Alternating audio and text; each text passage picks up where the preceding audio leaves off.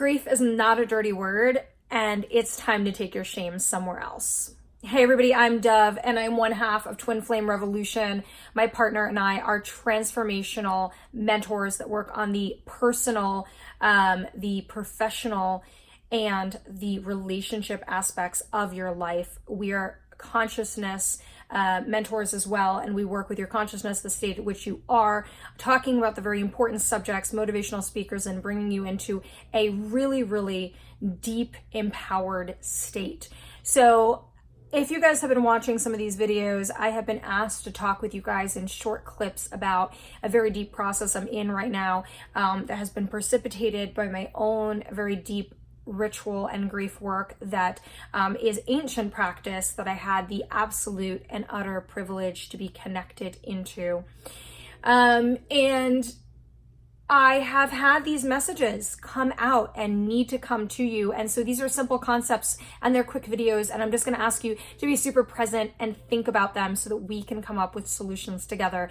I am going to be doing some more on these, and I am going to be doing, as the clarity comes through on how I can serve you guys with this, we're going to be doing some work together. But for now, let's think about these concepts together. In our society, grief is a dirty word. And I'm not kidding. Today I was talking to somebody about grief, and I felt like I was talking about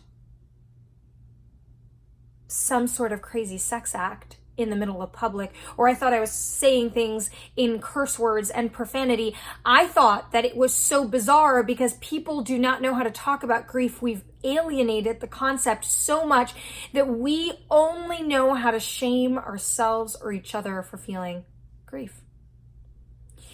One of the most necessary factors in order for us to have any level of health or joy. It's very interesting because when I said that I was going on a retreat to grieve, a grief designated retreat, people's response was, why would you want to go away so that you can be unhappy? And what I really realized is that it's being present with the grief to a level that allows you to feel real joy, real connection. And that we all have so much to grieve because we shame each other and don't give each other the experience. We don't allow each other to grieve in public. We don't allow ourselves to even grieve at a funeral. I was thinking today, if someone passes, you don't have to grieve alone. I made that video.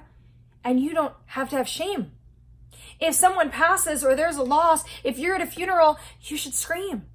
You should cry and lay on the casket and be in whatever state you need to at your full capacity, because it's not a dirty act. It allows you to come back to a healthy state, but we don't allow that. We tell ourselves that we need to be more quiet. And if we try to grieve, somebody will try to stop us. Think about something good. Think about something positive. Change the subject. We don't know how to perceive each other grieving, and we don't know how to perceive ourselves grieving.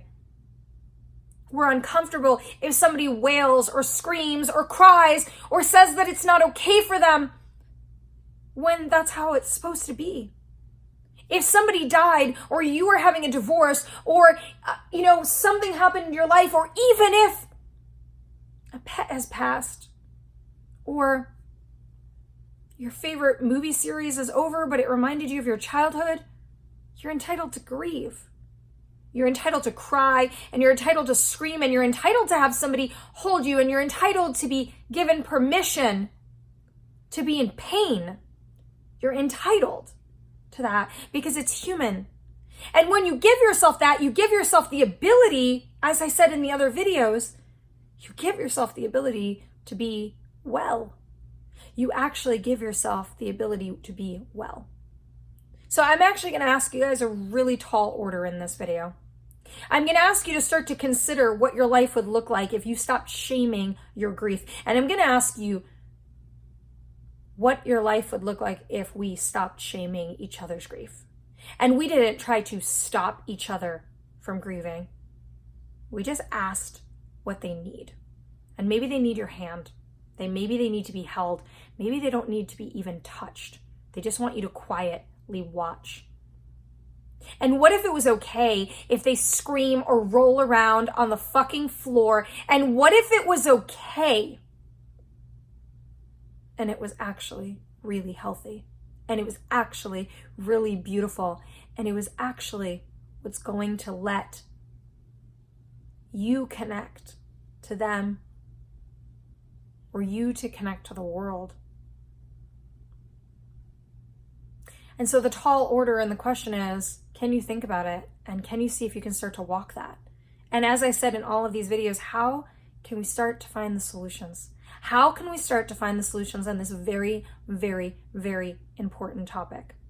So please share this video with everyone that you can think of so that we can start talking about this, because I have been asked to bring these messages to you, and it is just the very beginning that I will be talking about this, and it is extremely important. And if you are new, please follow us, subscribe, stay connected to allow us to continue to talk about this subject. Thank you guys for being present, for listening. I love and respect all of you, and I will see you soon.